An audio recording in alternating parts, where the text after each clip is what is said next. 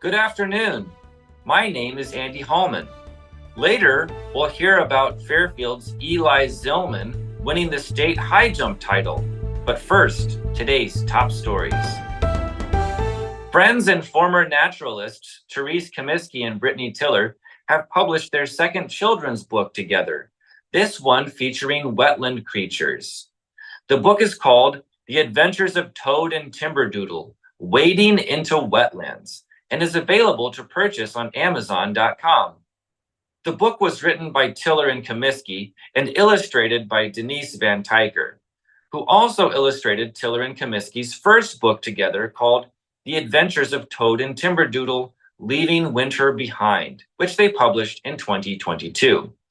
Just as in the first book, this most recent book follows the characters Toad and Timberdoodle as they learn about other animals and how they have adapted to their habitat. The two main characters in the book are based on the actual nicknames given to Comiskey, Toad, and Tiller, Timberdoodle, during their time as Jefferson County naturalists. Comiskey was the county's naturalist for 30 years until she retired in 2019, when Tiller assumed the role and held it until she stepped down in December. Comiskey and Tiller love giving programs on wetland animals, but they noticed that they knew of no children's books that dealt with Midwest wetland wildlife specifically. Comiskey said the decision to focus on wetlands was easy, but the hard part was choosing which animals to feature. Comiskey said Tiller does the bulk of the writing while she serves as a nature consultant. They put their heads together and landed on 4 wetland creatures to profile: a crayfish, a great blue heron, a salamander tadpole, and a dragonfly larva. The two authors said they're not planning an extensive book tour this time around, so anyone who would like to hear them read their book is invited to attend their book reading at 2 p.m. Sunday, June 2nd at the Fairfield Public Library. Austin Crochet said he and his girlfriend were ecstatic when they learned they had been chosen to receive a house from Greater Fairfield Area Habitat for Humanity. The house is located on North 12th Street in the northwest corner of Fairfield, where Habitat purchased land from FIDA for its homes. Crochet, along with Habitat for Humanity member Mary Webb and part-time construction manager Jerry Leonard, took advantage of Saturday's beautiful weather to work on the house by waterproofing the foam around the foundation for a baseboard. Crochet, like all future Habitat homeowners, is required to contribute 200 hours in sweat equity, either by helping to build the home or working at Habitat Restore. This home that's being finished now was prefabricated, built by Iowa Prison Industries and delivered to Fairfield in December. Even still, there's work that can only be done on site, like adding the decks, stairs, and other odd jobs. Crochet said putting in the sweat equity is no problem for him, since he's worked in construction his whole adult life and has a job with Schaus Voorhees where he helps build steel buildings. Crochet said he, his girlfriend, and her son are looking forward to having a place all their own where they don't have to share walls with a neighbor. The Rubio Community Club hosted its annual pancake breakfast fundraiser Saturday morning, May 11th, in the Rubio Community Building. Money from the fundraiser goes toward the building's maintenance, insurance, and utilities. David Long, a member of the Rubio Community Club, said the pancake breakfast usually generates about $3,000 from donations, which is enough to pay for the building's expenses. He said it takes about $2,500 per year to keep the building open. The Rubio Community Building was originally a railroad depot. When the railroad sold it, it was moved away from the tracks to its current location in 1951 and has served as a community building ever since. Today, the club leases the building for private parties such as birthdays, weddings, and class reunions, and Long said it's almost always rented on Thanksgiving, too. Long said that Rubio, like a lot of small towns in Iowa, is losing population. At one time, the town had 138 people, but has a fraction of that now, maybe 20 to 25 inhabitants. The Rubio Community Club has 12 members, but only a couple of them live in the town of Rubio itself, while the others live in the surrounding countryside. Long said that during the town's heyday, it had 2 hardware stores, a grocery store, a lumber yard, a pickle cannery, a meat processing facility, and a car dealership. Washington City Council members have completed the first reading of an ordinance that would raise water and sewer rates in town, something many residents complain are too high already. The new ordinance would raise rates by 50 cents for water and 25 cents for sewer to a total of $5.96 and $5.16, respectively. The new policy also raises the base monthly rate for water service to $21.30, an increase of $1.75, and solid waste collection fees by around $1 a month, varying with different sizes of trash and recycling bins. Mayor Millie Youngquist said the cost of paying off a bond for Washington's water treatment plant went up every year, necessitating the rate hike. A memo to council members from City Administrator Deana McCusker said water main project expenses, as well as maintenance and repair operating expenditures, were up this year, another factor affecting the increase. With the return of warm weather, the Mount Pleasant Farmers Market prepares to offer fresh food and local treasures beginning this Saturday, May 18th. Opening at 8:30 a.m. in McMillan Park at the Wright Family Pavilion, the Mount Pleasant Farmers Market will present many opportunities to check out a multitude of vendors. The market will open every Saturday from 8:30 to 11 a.m. and on Wednesdays from 4 to 6 p.m., now through the close of the season on October 19th. Traditional farmers market vendors this year will include veteran vendor Gerald Fryenberger from rural Wayland, who offers a rainbow of fruits and vegetables. Mary and Marty Schnicker also will be sure to bring vegetables to the market along with a few baked goods. First-time Mount Pleasant Farmers Market vendor Rhonda White will bring a variety of baked goods to the market this year. Her offerings will include sourdough breads, artisan loaves, sourdough breadcrumbs, cookies, cupcakes, scones, and Dutch letters. In honor of Historic Preservation Month, Henry County Historical Preservation Society and Main Street Mount Pleasant once again invite the public to put their best skills of observation to use as they explore downtown Mount Pleasant in search of architectural elements. As the sunshiny weather beckons people back outside, they can spend that time examining the architecture in downtown Mount Pleasant.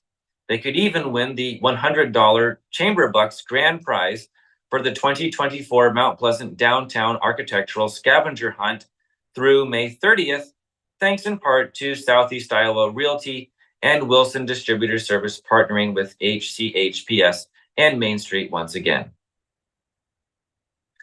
Those are today's top stories. We'll take a short break, and when we come back, we'll hear about Eli Zillman winning the state high jump contest. Federation Bank is a locally owned bank providing award-winning customer service. We believe that we are more than just a federation of banks, but a federation of communities, serving Brighton, Richland, Wellman, and Washington, Iowa. Federation Bank's highly skilled staff is here to make sure you are able to accomplish your personal and professional goals, whatever they may be. Federation Bank, your family bank.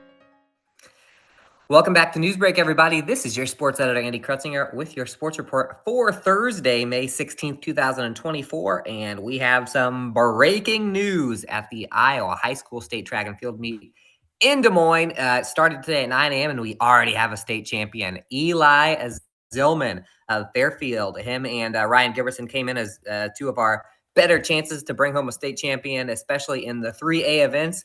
And Zillman jumps 6'9", his personal record. He's just a sophomore to win the Class 3A high jump competition. That's the big news from this morning. Also, Giberson got 7th. So currently, take a screenshot of those Class 3A boys track scores, and the Fairfield Trojans are currently sitting in first place up there at the Blue Oval. A lot of stuff going to be going on tonight. Right now, the 2A and 3A Thursday events are going on. 1A and 4A will be later. Among the 3A events also, Mike Reese from Washington was running the 3,200. He got ninth, and Andrew Reese finished a little further back in the pack there with a 22nd.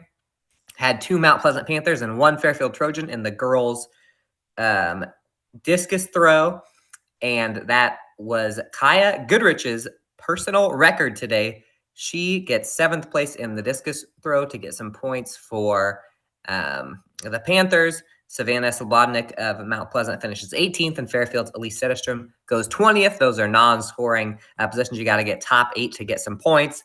Some early results for the Mid-Prairie Golden Hawks. Daniel Hostetler finishes 6th in the girls' 3,000. Abby Fleming 16th in that. Jovi Evans makes the 200-meter final with a 5th place finish. On the boys' side, Landon Sullivan 4th in the long jump, which will give Mid-Prairie some early points.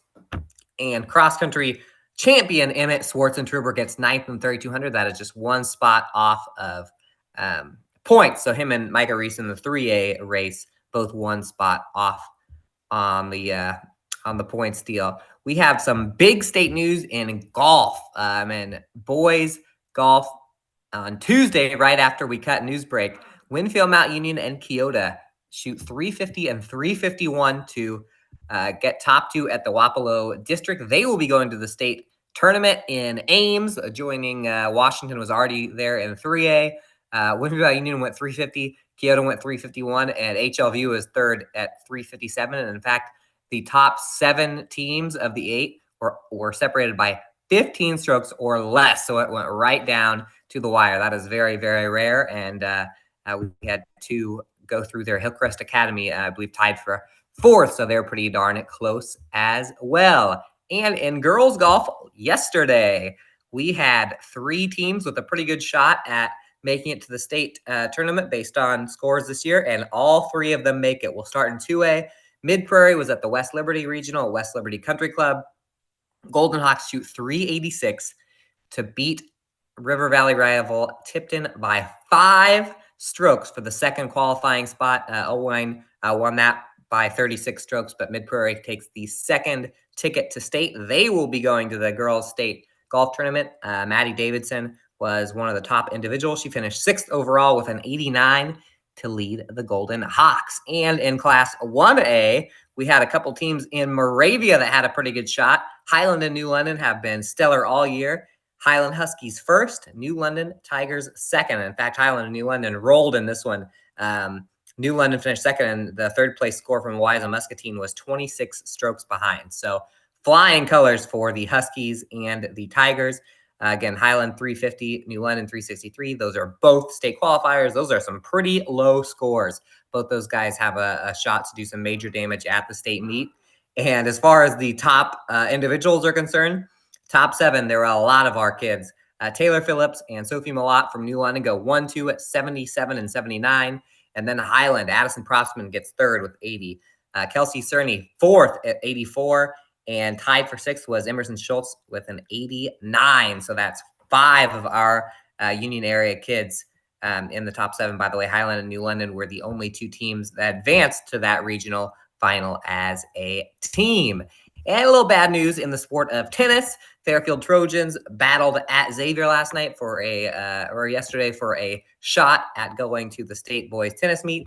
Xavier is very, very, very good, and the Saints beat the Trojans 5-0. Xavier wins all 5 of their singles matches and 2-set wins, actually. 6th one there didn't get finished because once they get to 5 points, you finish it off. So looks like another win for the Xavier Saints and a great season for the Fairfield Trojan boys tennis team. They finished 11-1, and Ruben Luau still has to play in the singles tournament next week in Waterloo. And that's all we have for sports. Stay tuned to our Twitter at Union Sports page. We are bringing you updates from the state track meet. I'll be there tomorrow, so we'll be bringing you some pictures and all that stuff. Pay attention, southeastiowaunion.com will have full coverage of the 2024 state track meet, which is happening from now until Saturday evening. We come back from news break. Alex has your obituaries. In the heart of rural Iowa, where community matters most, the connections we make are made to last. Meet KCTC, your hometown internet, phone, and TV provider. At KCTC, we're not just about technology, we're about people. Our dedicated team are your neighbors, committed to bringing you top-tier services right where you live. We believe in giving back to the community that raised us. Experience the power of a real connection with KCTC. Join us in building a stronger, more connected Southeast Hello and Iowa. welcome to Newsbreak. It is now time for your obituaries. Anita M. Lister of Washington passed away on May 13th at the age of 84. The celebration of life services will be held at 2 p.m. May 17th at the Jones and Indian Funeral Home. Philip F. Sojka of Riverside passed away on May 8th at the age of 73. Visitation will be held on May 18th from 9 a.m. to 10:30 a.m. at St. Mary's Catholic Church in Riverside. Floyd W. Patton of Middletown passed away at the age of 68. A graveside service will be held at 10 a.m. on May 18th at the Fulton Caro Cemetery. Wilson Willie Arch Starnes Sr. of Fairfield passed away on May 12th at the age of 72. Marjorie L. Noble of Washington passed away on May 11th at the age of 100. Graveside services were held today at the New Boston Cemetery. Lee York of Cedar Rapids passed away at the age of 76. A celebration of life gathering will be held from 11 a.m. to 2 p.m. June 2nd at 214 Bar and Grill. Dorothy Marie Jabzinski of Mount Pleasant passed away on May 8th at the age of 76. Dale Louise Schwib of Washington passed away on May 12th at the age of 85. Funeral services will be held at 1:30 p.m. May 17th at the Emmanuel Lutheran Church in Washington. Jocelyn Ellison of Omaha, Nebraska passed away on May 11th at the age of 61. A graveside service and burial will be held at 11 a.m. on May 24th at Cedar Memorial in Cedar Rapids. That is your news for Southeast Iowa. I've been your host, Alex Snyder. This has been your news break, and I will see you